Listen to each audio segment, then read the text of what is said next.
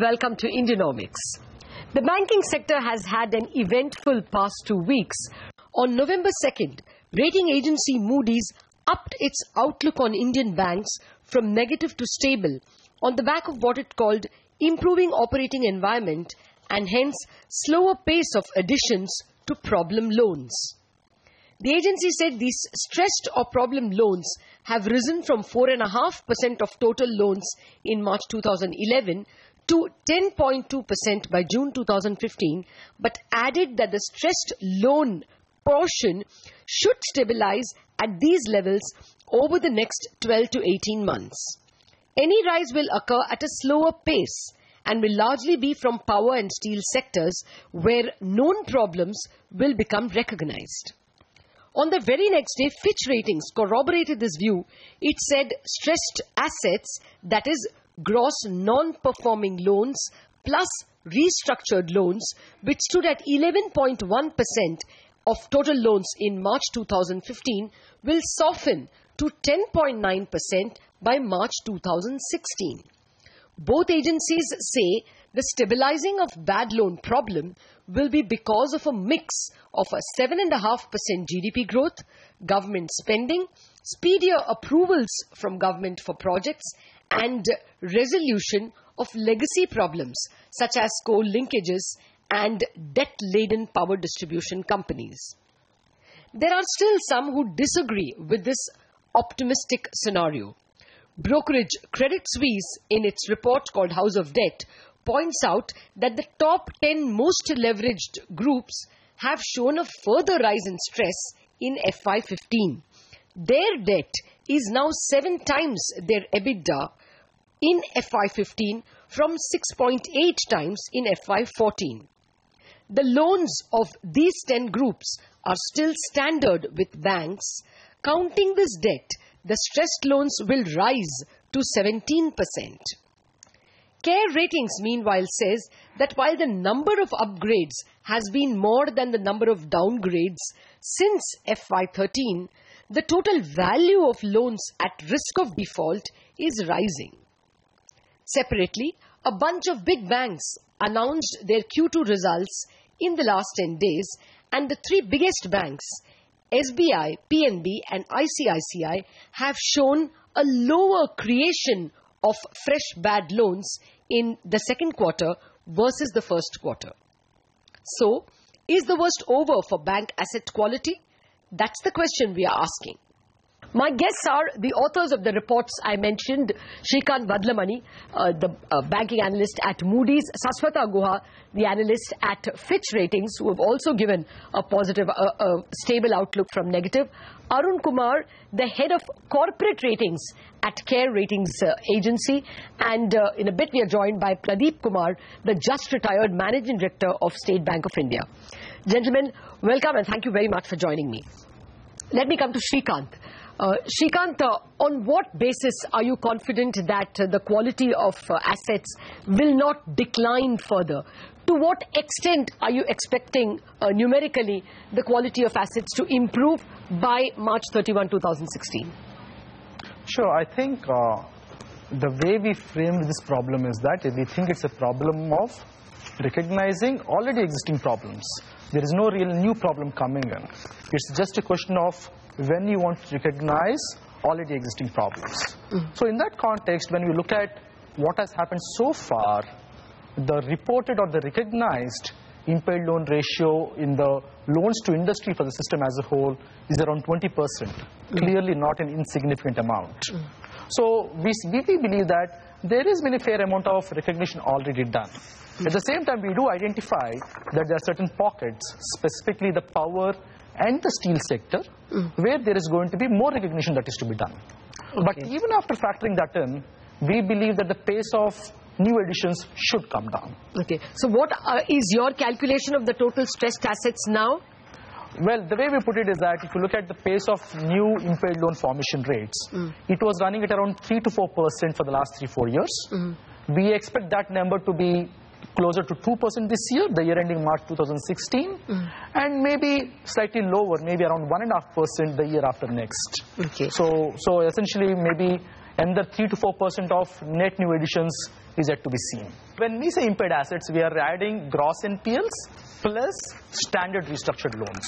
And that for the 11 rated public sector banks that we rate is around 12%. For the system as a whole, I think it's around 13.5%. Okay, what about you, Saswata? What is the number you are working with in terms of impaired assets, and what is your definition? Well, in terms of the definition, Lata, it's largely the same, where we look at both the gross NPL ratio, and to that we add the performing restructured loans ratio. But that being said, I think some of the results that have been coming out in the last few days, including some today, seem to sort of corroborate our expectation and belief that while yes, the new cases of NPLs are certainly slowing down, but clearly what we are seeing is a higher slippage occurring out of the existing restructured loan book, and we believe that that pressure will continue to be maintained. Of course, it's a different story altogether in terms of the existing stock that is already there, and that remains a significant challenge for the Can you give me some numbers that you're working with? What is the total gross NPL and restructured assets that you're working with now, and where do you see it in by say March 31st, 2016? Like I said, Lata, we expect the gross NPL ratio to touch almost 5%. So our number is around 4.9.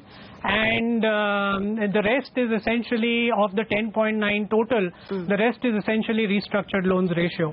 If you see the total, stressed asset book as of March 2013 for the system was 10%. So what we are essentially saying is that while improvement will happen, it will be very gradual. To give you a sort of flavor, our expectation, in fact, for March 2017 for the system as a whole, stressed asset ratio is actually 10.5%, which means that we are still expecting that by March 17 the number will be higher than what we have seen as of March 2013. So we are expecting a recovery, but a very, very gradual one. Okay, there's just one more issue with the impaired loans. There are a lot of loans which are standard, but which are getting recast, but they're not called restructured, they are called refinanced through a technical term called 525. The loans are recast for about 20 years, and the initial period of the loan is 5 years. In this list, we have loans like SR, which are SR Steel, which are 20-year-old steel plants. We have Ratnagiri Power, which again is a 20-year-old steel plant, strictly speaking.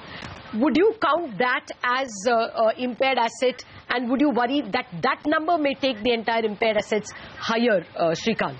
So when we give our estimates of 2% net addition to impaired loans, we are not really factoring in any benefit from 525. So if the 525 scheme is used in a material fashion, the actual reported numbers could be lower than that, but we wouldn't really see that as a sign of asset quality coming in better than what we're expecting. No, but would you not worry the asset quality will be... No, Srikanth, my question is, would it not reverse your thesis that asset quality is improving? Because a lot of what is declining is not being recognized as declining. It is being papered over. Would that change your thesis? Sure, I think there are 2 points here. One is a 525, would we see them as a genuine loan or a recast, or should we look at as a restructured loan? We agree with you. We think it should be looked as a restructured loan. But the issue with the 525 is that whatever evidence we'll get is anecdotal. There won't be any standardized disclosure because it's not a regulatory requirement. So the way I would put it is that when we look at our estimates of what is the sort of impaired loans that we expected to come this year and the next, we are not really assuming any benefit coming from 525. So we are saying, let's say no 525 exists, what is the sort of impaired loans that come in? Okay. But 525 is a reality.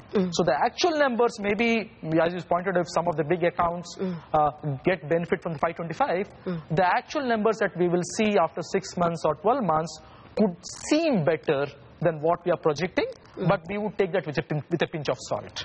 No, I'm actually wondering whether that questions the thesis altogether, because a fresh set of loans are not being recognized, and therefore the total number of impaired assets, which is gross NPLs plus restructured assets plus refinanced assets, would actually be a higher number in March. Is that possible, Saswata?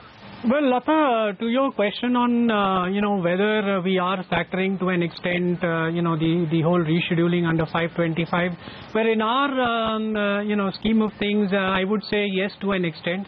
Again, I would sort of agree with Srikanth when he says that it's sort of very difficult to assign a finite number to that. But yes, in our set of assumptions, what we have actually said is that restructured loans in absolute terms is likely to increase as a result of some of the strategic debt restructuring or 525. But the extent may not be as much to influence the total number to rise further up from current levels. All right. Take a break on that note. We are back in just a minute to check out how our experts are viewing the evolving environment in terms of policy and growth and their impact on the stress on banks and corporates. We're back in a minute.